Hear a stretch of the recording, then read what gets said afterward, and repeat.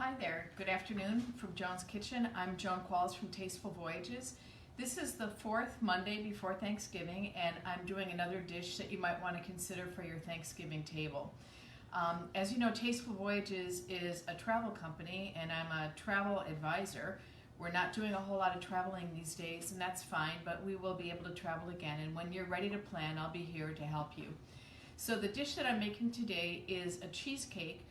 And this is something similar to what I first tasted with my daughter Sandy in London at a restaurant called Wagamama back in 2007. Wagamama is a chain of Asian-style restaurants that are in London and the UK. There are several in Europe, and I believe there's some in Australia and New Zealand as well. And I understand now there are 5 here in the US, sprinkled between Boston and New York City. Wagamama is a fun place to go. It's a great place to go with kids because it's very informal. They have a really large menu that mostly has Asian foods, but they also have some spectacular desserts. And I don't know about you, but when I'm traveling and when I don't necessarily know where to eat, here in the States, it's always nice if there's an Olive Garden or something like that that you're familiar with, just because you know it's going to be consistent. And even though I first came across Wagamama in London, it's always nice when you come across it in another city because you know exactly what you're going to get, and the food is consistently good. So this cheesecake, when I had it with my daughter Sandy, it was a fabulous cheesecake. It was a white chocolate ginger cheesecake, and I looked all over for the recipe and tried to figure it out and couldn't find the recipe. And this is the only time in my life that I ever wrote to Bon Appetit magazine asking for the recipe, and I never heard back from them. But right about the same time, it was coming up on Thanksgiving, and Bon Appetit had a recipe, just coincidentally, that I looked at and I thought, that could be the base for the white chocolate and ginger cheesecake that I had at Wagamama.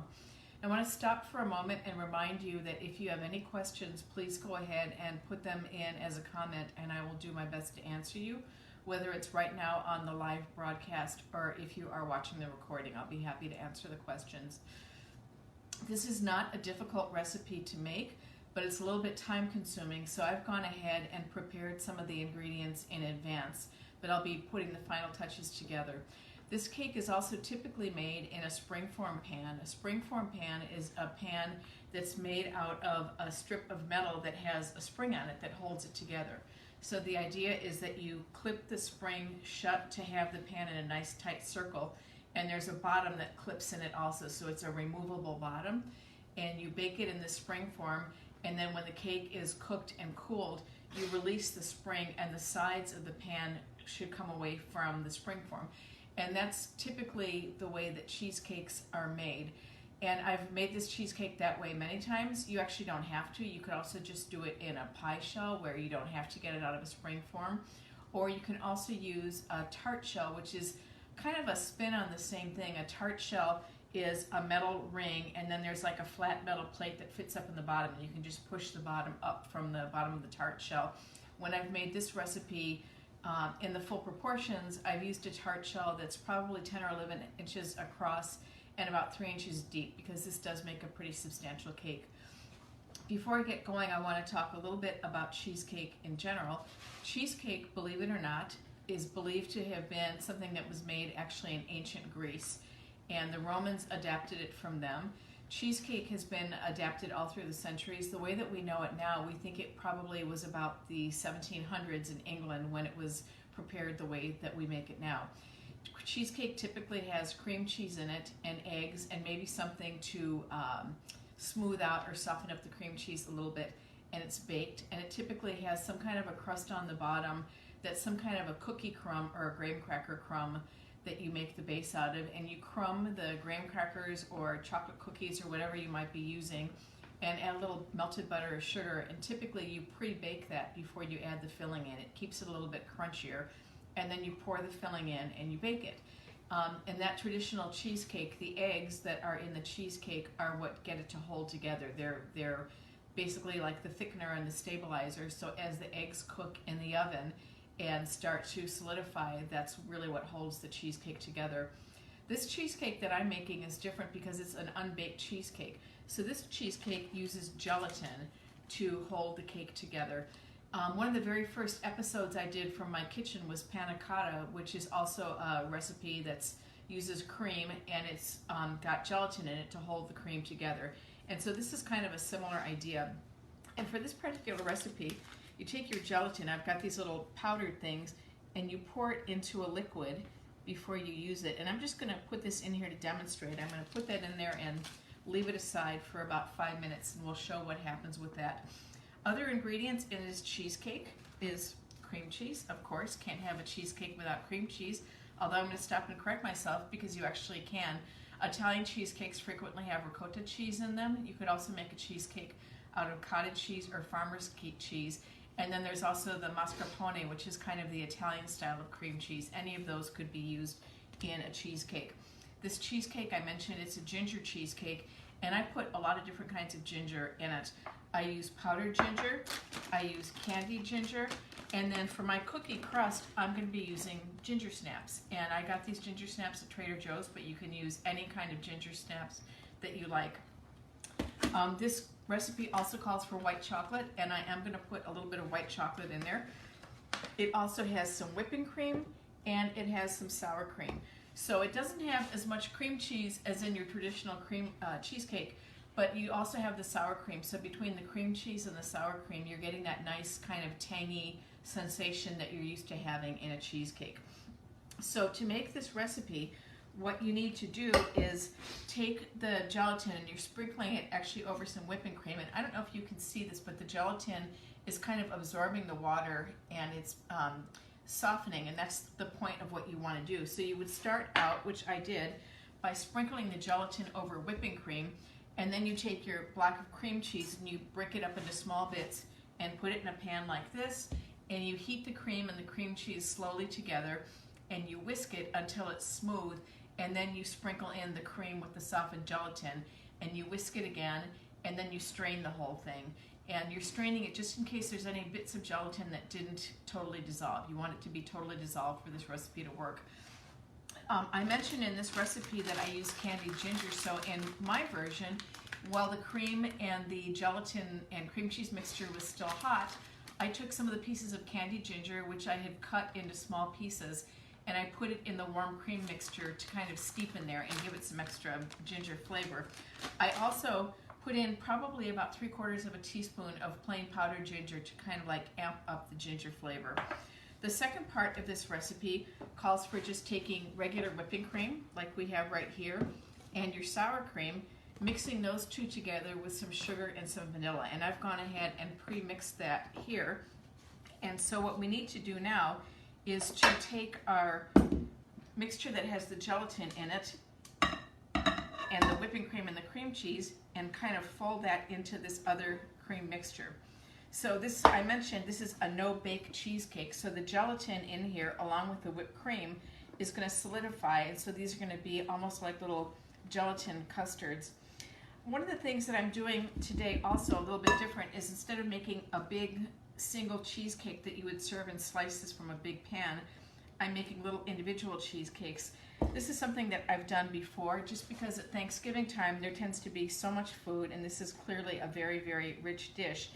But this year especially, I think a lot of us are doing Thanksgiving at home, but if you have relatives or friends in the area and you want to share a little taste of your Thanksgiving, the way that I'm preparing this is something that you could easily share without, having to make slices out of a big cake. So as you can see, I'm folding in my mixture of the cream cheese that was melted and stirred together with the whipping cream and gelatin. There's little chunks of ginger in there as well. And I'm stirring all of that together. And I am going to be adding a little bit of white chocolate to that as well. As I mentioned, the original recipe from Wagamama was a ginger and white chocolate cake. And I do like white chocolate, but it's really, really, really sweet. So I've cut back on the amount of white chocolate in this recipe.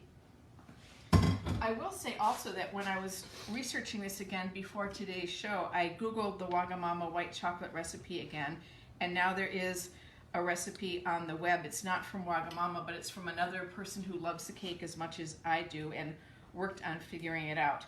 That particular recipe calls for quite a bit more white chocolate and calls for it to be actually melted into the white chocolate to be melted, and then the melted white chocolate mixed into the cheese mixture. Personally, I think that that would make it have kind of a heavy and thick texture, which could be fine, but I think I like the way that I do it better. So what I've done is taken some white chocolate, just from a bar of white chocolate, and I shaved it using a vegetable peeler. So I'm gonna just toss my white chocolate shavings and mix those in as well, and then I'm gonna be ready to portion these. So I'm gonna be preparing these today in little cupcake molds, and to make it extra easy, I'm just taking the whole ginger snap and putting it in the bottom of the cupcake paper to be the crust for my cheesecake, and I'll show you what I'm talking about in just a moment here. So I've got this pretty well mixed in. So once again, this is gelatin, whipping cream, cream cheese, sour cream, ginger, and white chocolate. And there's actually two different kinds of ginger in here. There's the candied ginger, which I had minced, and then there's powdered ginger. And both the candied ginger and the powdered ginger I added to the cream while it was warming on top of the stove. So I have my cupcake tray here, and I have the cupcake papers, and I've just put a little ginger snap in the bottom of each one. So I'm just gonna go ahead and fill these. One of the things that makes this a Thanksgiving recipe is that for fruit topping on it, you know, of course you could do anything that you wanted to, but at Thanksgiving, putting a cranberry from some cranberry sauce on it makes a really nice dish. The original recipe from Bon Appetit did not have the ginger in it, did not have the white chocolate, and I adapted that recipe because I thought it would be similar to the recipe that I was looking for from Wagamama.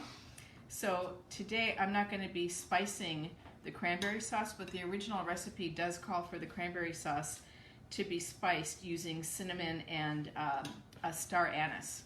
I thought with all the ginger that was going on in here, doing something like that would be a little bit heavy-handed in the spice department. So I just have plain whole berry cranberry sauce, and when these have set up, I'm going to put a little scoop of cranberry sauce on the top. Again, that's totally optional. This is a recipe that can very easily be adapted to whatever your personal taste is or your family's personal taste.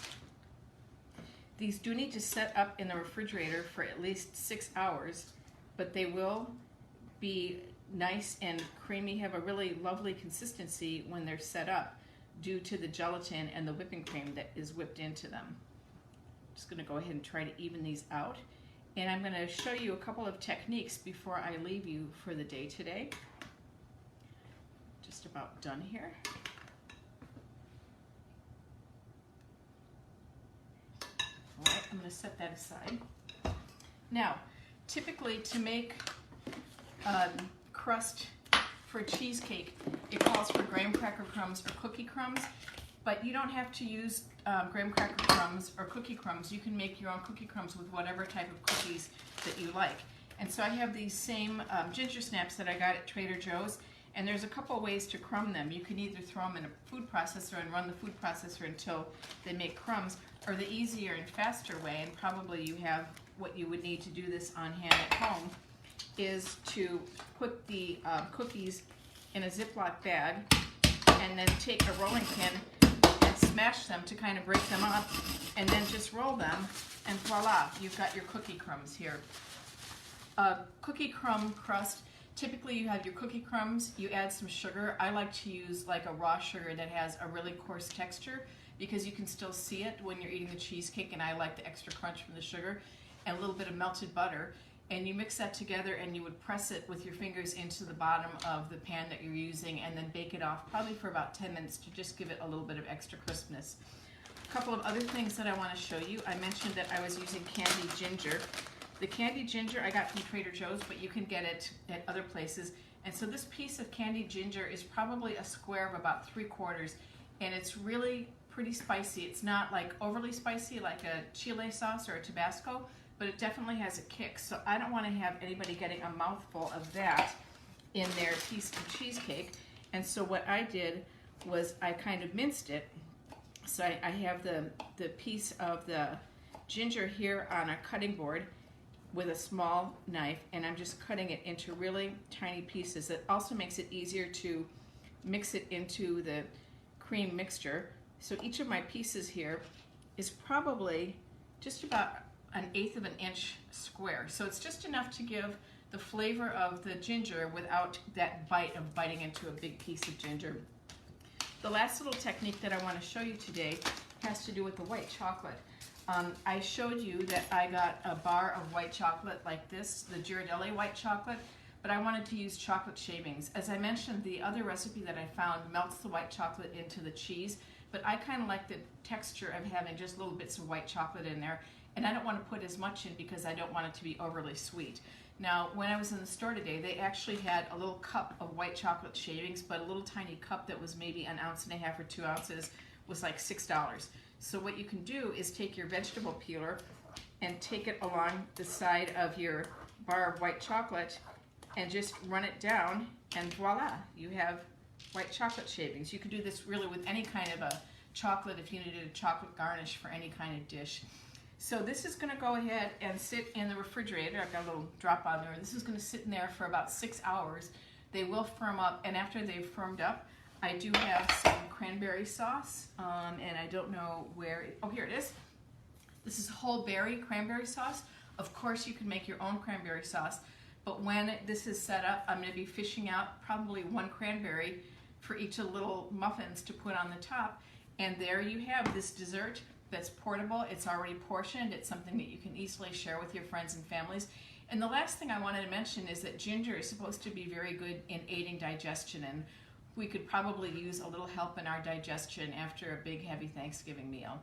So for today from Joan's Kitchen, that's it. I hope everybody has a wonderful, healthy, and safe Thanksgiving. I look forward to seeing you next week. And ta-ta for now. Take care.